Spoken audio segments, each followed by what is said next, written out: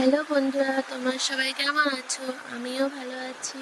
আর ভালো কেই না থাকবে। এরকম ওয়েদারে যদি বাইক রাইড করা যায়, আর তাও আবার পাহাড় মতো জায়গায়, তো মজাটাই আলাদা। আর এই সাইডে আমার ভাই, মানে আমার বরের ভাই, আমার সম্পর্কে দেওর হয়, মানে আমি ওকে ভাই ভাই ভাবি, ভাইয়ের মতোই। আর এই যে আমার বর বাইক চালাচ্ছে আর আমি পিছনে বসে আছি, মজা নিচ্ছি, ভিডিও বানাচ্ছি।